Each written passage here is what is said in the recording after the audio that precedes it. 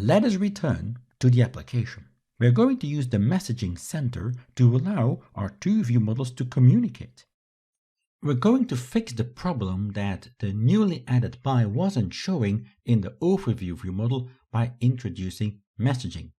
What we'll do is we'll let the detail view model send the message to the overview view model so that it knows that it needs to update its list of pies. Let's do that. Just like we did with the view names, I'll create a class that contains all the message names that we'll have. We'll just have one, but it gives you the idea of not using strings throughout your code, but using constant strings. Let's make it a public class. And so I'll create another constant here, the pie changed message, and the value pie changed. Whatever the value is, that doesn't matter. As long as we use the same string between the publisher and the subscriber, we're good. All right. So in my pie detail view model, I'm going to be sending a message. When am I going to send that message? When a pie was saved. And of course, before we go back to the previous page.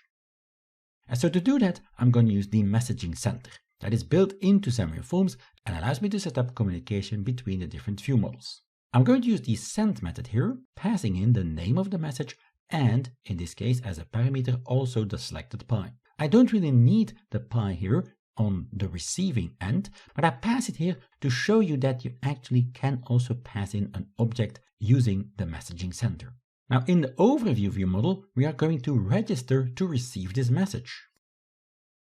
I need to do that in the constructor so that my view model automatically, upon creation, starts listening for the incoming message. Because if a message is sent to a view model that doesn't exist, well, of course, it's not going to be handled.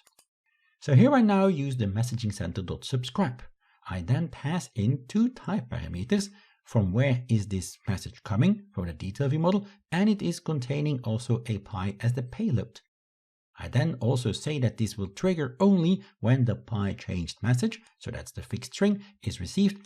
And finally I also pass which method is going to be called when this message is received, and that's the onPieChanged. In the onPieChanged, I'm basically just going to reload my list of pies here using the data service. Like you see here, I also get in the sender, the view model, and also the pie, the parameter that was passed. I don't use them here, but I could have used them if necessary. And there is one thing I want to point your attention to at this point. You cannot receive a message on a view model that doesn't exist yet. Now, in this case, it was simple. I have the overview, then I navigate to the detail, and the detail sends a message to the overview that already exists. In other applications, we might have a lot of view models and they may not exist already. So what I typically do is I make sure that upon startup of the application, all view models are constructed. And I'm actually doing that already here, also in the view model locator. I actually do instantiate all view models as singletons in the view model locator.